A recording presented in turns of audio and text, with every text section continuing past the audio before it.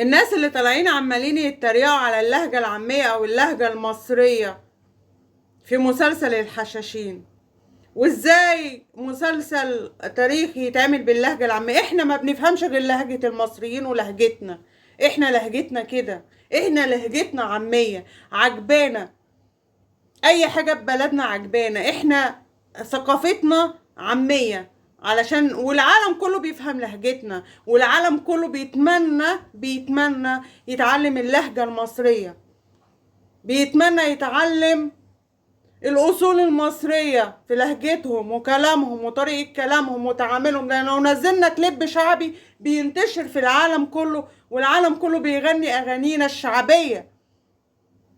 لما ننزل مسلسل باللهجة المصرية العالم كله هيتفرج عليه، انما لو نزلناه في اي لهجة تانية مفيش حد هيتفرج على المسلسل ومحدش هيفهم المسلسل ده بيتكلم على ايه.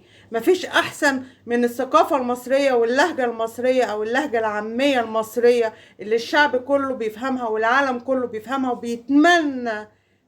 وبيتمنى يتكلم زي المصريين او يتكلم العامية زي المصريين. احنا بنتكلم جميع اللغات، بس احنا محتفظين بالعامية بتاعتنا البسيطة علشان الناس بتفهمها وقريبة على قلبهم.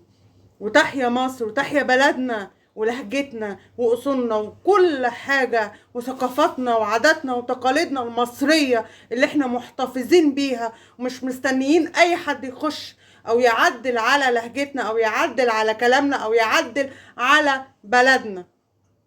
تحيا مصر.